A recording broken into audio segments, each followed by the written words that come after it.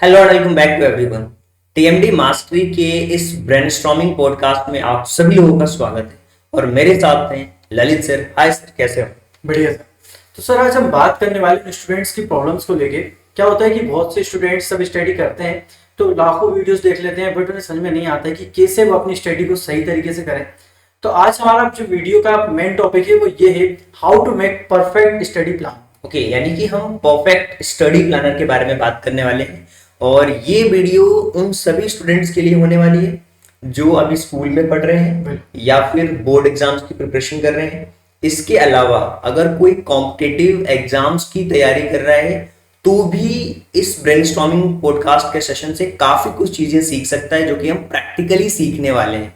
M आई right sir? बिल्कुल sir. और जैसे कि आप देख पा रहे हैं आज के टाइम पे एआई टूल्स के बारे में बहुत बातें की जाती हैं। जैसे नए नए एआई टूल्स आ रहे हैं, ग्रोक आ चुका है, चैट जीपीटी आ चुका है। तो आज हम कंप्लीटली चैट जीपीटी से ब्रेनस्टॉर्मिंग करेंगे एआई स्टडी प्लान को लेकर। ओके, यानी कि आज एक स्टूडेंट कैसे एआई टूल्स का यूज कर सकता है एक परफेक्ट स्टडी प्लानर बनाने में, हम उसके बारे में बात करेंगे। और इसके अलावा स्टूडेंट चाहे तो मुझे लगता है कि कोई भी डाउट अगर उसको रहता है तो भी वो क्लियर कर सकता है अगर उसकी क्वेश्चनिंग अच्छी तरीके से होती है तो चलिए शुरू करते हैं।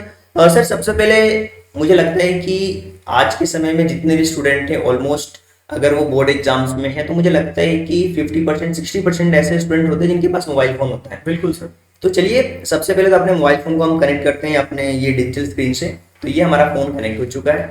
अब यहाँ पे हम परफेक्टली डिस्कस करने वाले हैं किसके बारे में, एक परफेक्ट स्टडी प्लानर हम यहाँ पे क्रिएट करने वाले हैं। तो चैट जीपीटी मैंने ऑन कर लिया है और यहाँ पे सबसे पहला जो हमारा क्वेश्चन होने वाला है वो ये होने वाला है कि how to create perfect study planner. तो यहाँ पे मैं टाइप करने वाला हूँ how to create perfect study planner. Yes, बिल्कुल, परफेक्ट स्टडी प्लानर। ये क्वेश्चन मैंने यहाँ पे टाइप कर दिया, आप देख सकते हो। और जैसे ही मैं ये जो एंटर का बटन है इसको जैसे ही मैं प्रेस करूंगा आपके सामने पूरी की पूरी एक डिटेलिंग आपके सामने आ जाएगी। आप देखोगे कि किस तरीके से वो परफेक्ट स्टडी प्लान का एग्जांपल आपको दे रहा है। तो यहाँ पे देखिए सबसे पहले ये क्या चीजें दे रहा है, यहाँ पे ध्यान से देखिए, अभी आते ही जा रहा है और भी सारी चीजें इसमें आ रही हैं। सबसे पहले ये रिजल्ट आपके सामने आ चुका है। तो सबसे पहले अगर आप रिजल्ट्स देखोगे तो यहाँ पे देखो, ध्यान से देखो, आपको क्या क्या चीजें दे रहे हैं, पूरी डिटेलिंग यहाँ पे पहले। यस, सबसे पहले दे रहे हैं कि आप अपने जो स्टडी गोल्स हैं उनको सेट करिए भाई, कि आपकी जो स्टडी गोल्स हैं उनको सेट करिए। आपके एग्जाम डेट कब है, सबसे पहले तो उसको आपको सेट करना होगा। इसके अलावा यहाँ पे अगर कोई स्टूडेंट ऐसा है जो ये सोच रहा है कि यार मुझे नीट क्रैक करना है, या उसके पास जो टाइम फ्रेम है उसको लग रहा है कि यार मेरे पास 12 मंथ का टाइम फ्रेम है, इसके अलावा उसको लग रहा है कि जो पर डे बेसिस पे जो उसको रूटीन बनानी है। सर देखिए स्टेप 2 पे क्या देखा हुआ है, analyse your daily routine. Daily routine में क्या क्या चीजें हो सकती है, जैसे कि उसकी क्या एक्टिविटी, स्कूल में कितना टाइम दे रहा है, उसका जो स्टडी आवर्स है वो कितना दे रहा है, मॉर्निंग इवनिंग में जो फोकस टाइम है उसका वो कितना दे सकता है। बाकी अगर वो कहीं कोचिंग वगैरह कर रहा है ऑनलाइन ऑफलाइन तो उस टाइमिंग को भी एडजस्ट कर सकता है। अभी हम डीप एनालिसिस भी करेंगे। तो पहली स्टेप क्या होगी भाई, आपको क्या करना है, अपना गोल सेट करना है। सर देखिए ये जो पहली स्टेप में क्या दिया, सेट योर स्टडी गोल, मतलब आपको अपने स्टडी गोल सेट करना है भाई आपके पास टाइम कितना है, आप कब तक उस चीज को प्रिपेयर करोगे। दूसरी चीज है कि आपने अपना डेली रूटीन उसको एनालाइज कर लिया भाई कि मेरे पास पूरे दिन में कितना समय बच रहा है।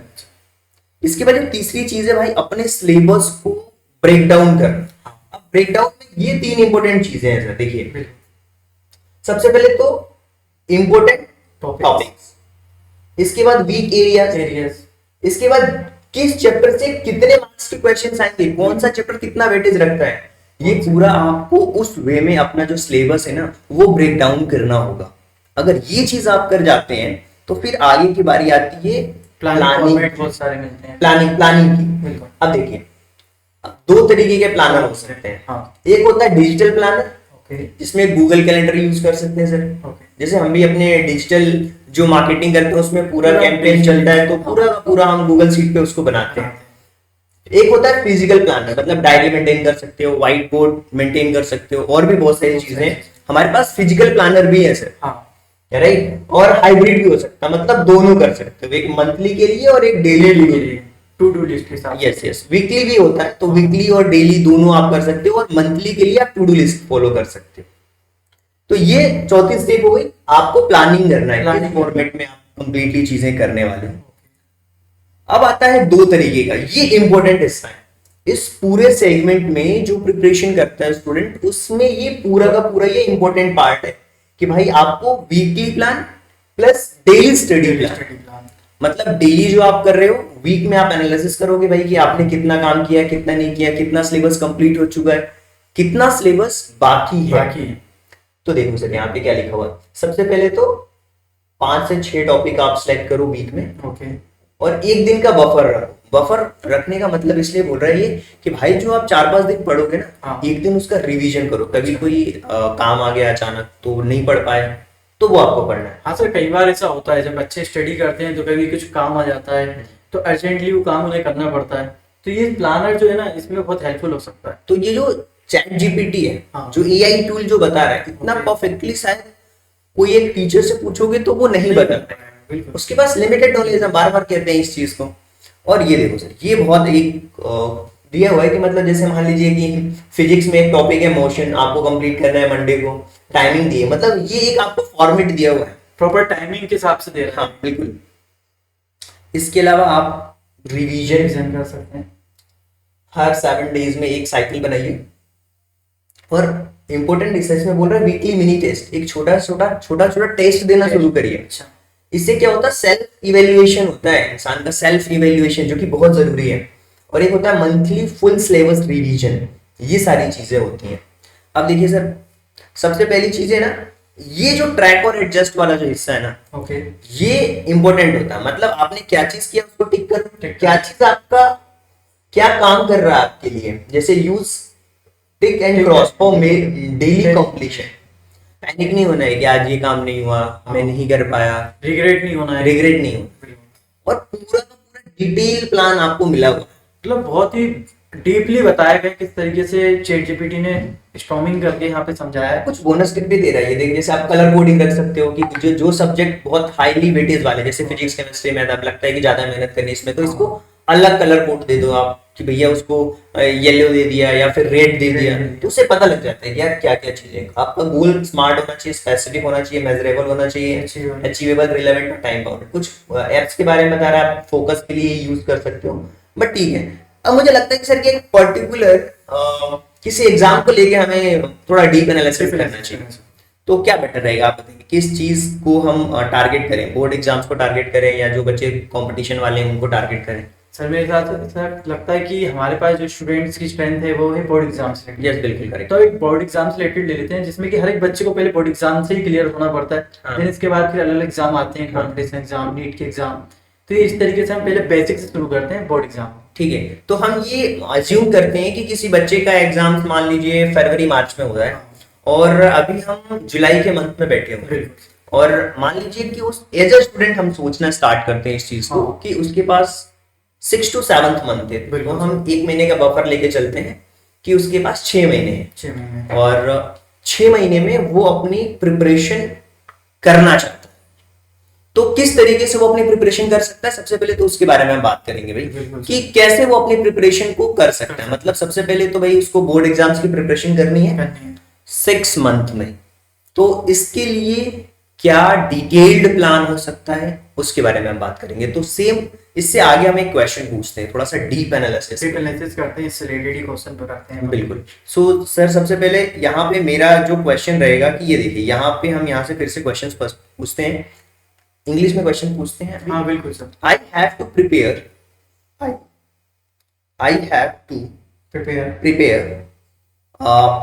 फॉर बोर्ड एग्जाम्स, बिल्कुल सर, फॉर बोर्ड।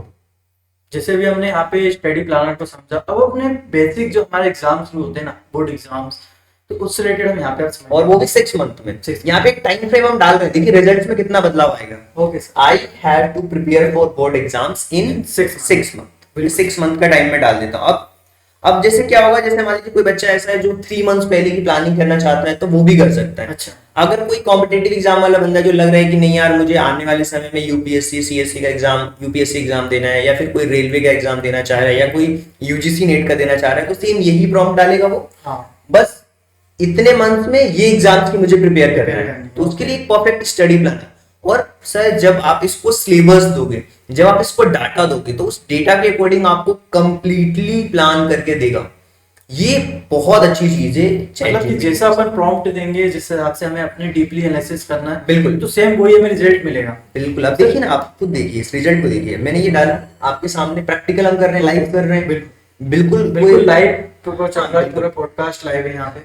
अब देखो यहाँ पे जैसे ही मैंने एंटर करा तो देखो रिजल्ट, इसकी मेमोरी भी सेव बता अब रहे देखो, हाँ इसकी मेमोरी अपडेट होती रहती है, मतलब जितना आप यूज करते जाओगे वो उतना आपको समझता जाएगा कि भाई किस तरीके से आप चीजों को कवर कर सकते हो। अब देखो एक detailed step by step plan कैसा होता है, इसके बारे में ध्यान से सबसे पहले तो आप देखो। आई होप कि स्क्रीन सबको विजिबल होगी। तो स्टेप बाय स्टेप सर, सबसे पहले फेज 1 में फाउंडेशन कवरेज और कवरेज करना है, मतलब 1 से 3 मंथ्स में जो आपका सिलेबस है वो बोल रहे हैं कि आपको कंप्लीट करना है पूरे चैप्टर्स के साथ में। ठीक है। अब क्या बताइए, स्टडी 2 से 3 सब्जेक्ट्स डेली आपको स्टडी करना है। आप चाहें तो नोट डाउन भी कर सकते हैं जो लोग, बिल्कुल परफेक्ट, बिल्कुल। क्योंकि बहुत सारे सर ऐसे स्टूडेंट भी हैं जिनके पास मोबाइल फोन भी नहीं है, जो किसी गांव के दूर दराज क्षेत्रों से बच्चे देख रहे होंगे और उनके पास उतना इंटरनेट नहीं है। मैं मानता हूँ इन सब चीजों में सर इंटरनेट कंजम्पशन बहुत होगा, तो वो चाहे तो अपना यूज किसी दूसरी चीज में कर सकता है उस इंटरनेट का। एक बार अच्छे से प्लान बना लो अपना, फिजिकल कॉपी में भी आप बना सकते हो, देख सकते हो, सीख सकते हो। और फिर डिटेल प्लानिंग देखो, आपको पर डे क्या करना है, 2 से 3 सब्जेक्ट्स डेली आपको डेली कवर करना है। अब देखो कॉन्सेप्ट को समझना होता है और साथ में नोट्स बनाना होते हैं। अब सर इसमें एक चीज मैं कहना चाहूंगा, क्या होता है कि जब स्टूडेंट स्टडी करता है ना, तो वो सोचता है कम टाइम है मेरे पास तो मैं रट लेता हूँ।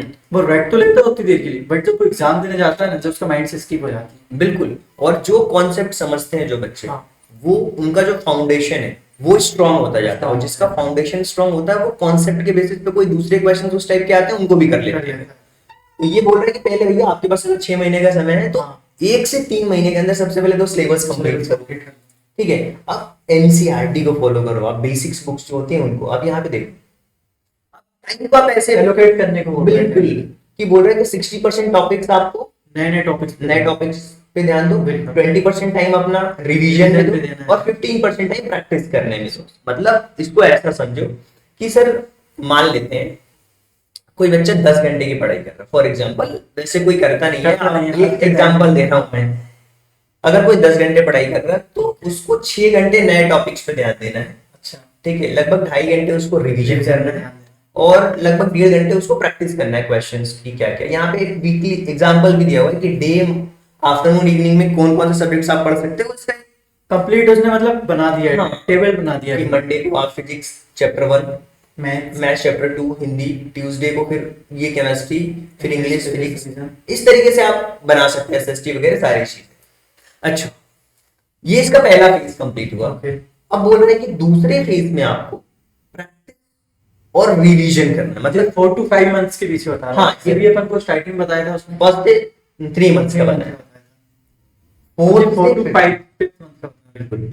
और ये जो चीज है ना, ये हर एक एग्जाम में लागू होती है। हम केवल एक बोर्ड एग्जाम्स का एग्जांपल ले रहे हैं, चाहे वो कोई सा भी एग्जाम। बिल्कुल। सबसे पहले तो आपको स्ट्रेंथन करना है अपनी मेमोरी, सॉल्व करना है क्वेश्चंस, जो डिफिकल्ट टॉपिक्स हैं उनको पढ़ना है भाई।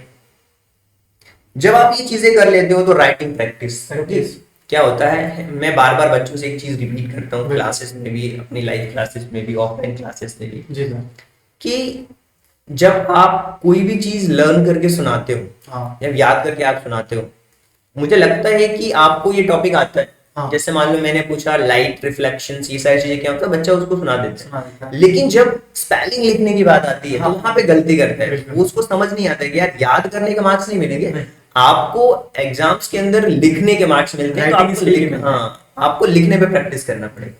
तो ये चीज इंपॉर्टेंट है। जैसे इसमें प्रीवियस पीवाई के क्वेश्चंस होते हैं, एमसीक्यूज वगैरह इनका भी दिया है, सॉल्विंग करना। बिल्कुल। और जैसे कि हम अगर अपनी प्रिपरेशन भी कराते हैं, जैसे मान लो कि आरएमएस का हो गया, नवोदय का कोई स्टूडेंट आ गया या फिर सैनिक स्कूल का कोई स्टूडेंट है, तो हमारा पैटर्न भी यही रहता है कि सबसे पहले तो एग्जाम्स का जो सिलेबस है वो कंप्लीट कराओ और फिर पीवाई की प्रीवियस ईयर क्वेश्चन पेपर कराओ। इससे आइडिया लग जाता है बच्चे को कि यार मुझे क्या क्वेश्चंस आ रहा है वहां पे, ये भी एक आइडिया लग जाता है। बिल्कुल। तो यहाँ पे 6 मंथ में हमने कंप्लीट प्लानिंग 4 से 5 मंथ की कर ली है। पहले 3 महीने में सिलेबस कंप्लीट करना है, 2 महीने रिवीजन करना है, प्रैक्टिस करना है। इसके बाद फाइनल रिवीजन होगा, मॉक Practice टेस्ट होगा। यस, ये इंपॉर्टेंट है, फाइनल रिवीजन और मॉक टेस्ट, यानी कि पूरा सब्जेक्ट करिए और फिर रिवाइज करिए। अब देखिए यहाँ एक आपको टेम्पलेट दिया है, आप चाहें तो इसको मॉडिफाई कर सकते हो अपने स्कूल टाइमिंग के अकॉर्डिंग। ये बोल रहा है you can modify as per school. अब बोल रहा है 6 से 7 के बीच में आप रिवीजन करिए, मान लीजिए 4 से 5:30 के बीच में एक सब्जेक्ट ले सकते हो जिसमें कोई नया टॉपिक। 6 से 7:30 में हाँ रिवीजन कर सकते हो। 8 से 9 के बीच में रीडिंग कर सकते हो।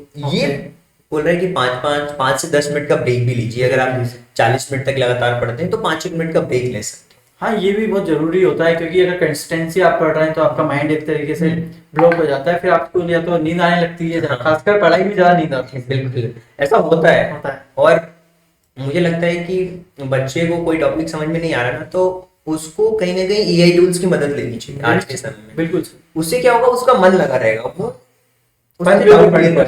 अगर कोई बच्चे को डाउट रहता है कि इस टॉपिक में डाउट है और मुझे कैसे हेल्प लेनी है, उसके लिए हम बैठे हुए हैं, हम बताएंगे कि जैसे मान लो आपको कोई सा टॉपिक समझ नहीं आ रहा है, फिजिक्स का कोई टॉपिक है वो समझ नहीं आ रहा है, केमिस्ट्री समझ नहीं आ रही, या फिर बायो समझ में नहीं आ रहा है, तो आप उस टॉपिक को कैसे प्रॉम्प्ट डाल करके कैसे इजी लैंग्वेज में उसको समझ सकते हो, आसान शब्दों में कैसे समझ सकते हो, ये सारी चीजें हम आपको बताएं। बिल्कुल सर, ये स्टूडेंट्स के लिए बहुत अच्छी वो हो रही है। देन इसी के साथ यहाँ पे वीकली प्लानिंग टिप्स भी दी गई है। वीकली प्लानिंग टिप्स से सर मुझे याद आया कि आप अपने प्रोग्रेस को ट्रैक कर सकते हो। सर आपको याद होगा कि हमने एक वीकली प्लानर भी बनाया था, आई थिंक कि हमारे पास में होगा, फिजिकल फॉर्मेट में भी होगा, तो उसको भी हम कर सकते हैं और ऐसे हर कोई कर सकता है, चाहे वो सीबीएसई हो, आईसीएसई हो, स्टेट बोर्ड हो। तो सर मुझे लगता है कि हमें वीकली प्लानर को थोड़ा सा और डिटेल में थोड़ा बताना चाहिए। बाकी उसके लिए अलग से हम बता देंगे कि वीकली प्लानर क्या होता है, किस तरीके से काम करता है, तो उसके बारे में हम थोड़ा बता लेते हैं। सर एक पैटर्न दिखा दीजिए स्टूडेंट को, जिससे कि उनके माइंड में मेकअप हो जाए वो चीजें कि वीकली प्लानर क्या होता है, या तो खुद से बना सकते हैं। हाँ बिल्कुल, तो ये देखिए आप चाहें तो ऑर्डर भी कर सकते हैं और आप खुद भी बना सकते हो, कोई दिक्कत नहीं। ये हम मेंटोरिंग में ऑफर करते हैं, मेंटरिंग जब करते हैं सर, तो देखिए ध्यान से यहाँ पे आई थिंक कि विजिबल होगा सभी को, थोड़ा सा और पास कर लेते हैं कैमरे के। ये हमारा वीकली प्लानर है, आप चाहे तो स्क्रीनशॉट भी ले सकते हैं, बहुत बेटर ये आप देख सकते हो।